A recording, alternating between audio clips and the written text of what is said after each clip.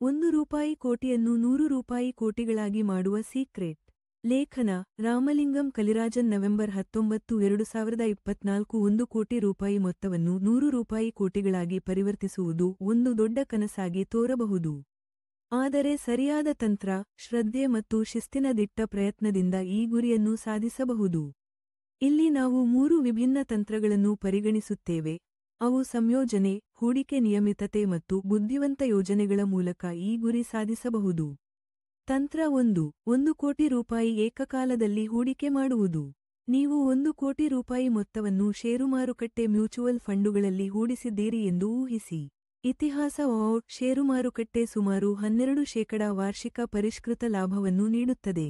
ಈ ದರದಲ್ಲಿ 1 ಕೋಟಿ ರೂಪಾಯಿ 100 ರೂಪಾಯಿ ಕೋಟಿಗಳಾಗಲು ಎಷ್ಟು ವರ್ಷಗಳನ್ನು ತೆಗೆದುಕೊಳ್ಳುತ್ತದೆ? ಉತ್ತರ 41 ವರ್ಷಗಳು.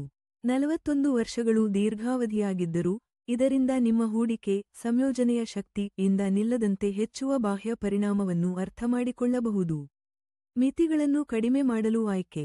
ನೀವು ಪ್ರತಿ ತಿಂಗಳ ನಿಯಮಿತವಾಗಿ ಮೊತ್ತವನ್ನು ಸೇರಿಸಿದರೆ, ಸಮಯವನ್ನು ಕಡಿಮೆ ಮಾಡಬಹುದು.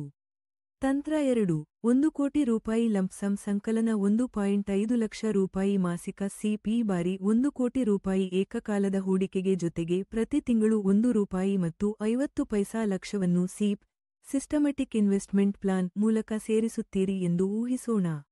ಇದೇ 12% ಬಡ್ಡಿದರದಲ್ಲಿ 100 ಕೋಟಿ ರೂಪಾಯಿ ಗುರಿಯನ್ನು 32 ವರ್ಷಗಳಲ್ಲಿ ತಲುಪಬಹುದು.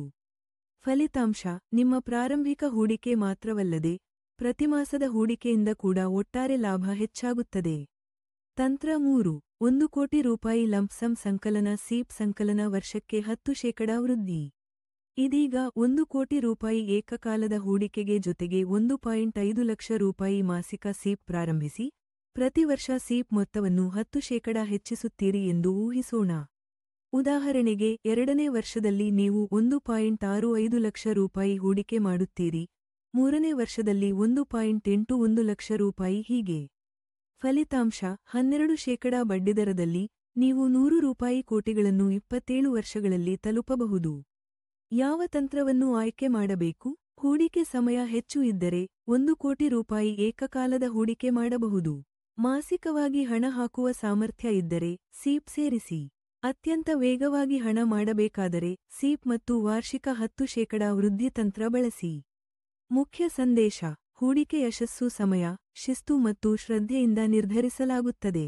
ಈ ತಂತ್ರಗಳಲ್ಲಿ ಯಾವುದಾದರೂ ಆಯ್ಕೆ ಮಾಡಿಕೊಂಡು, ನಿಮಗೆ 100 ಕೋಟಿ ರೂಪಾಯಿ ಗುರಿ ತಲುಪಲು ಸಾಧ್ಯ.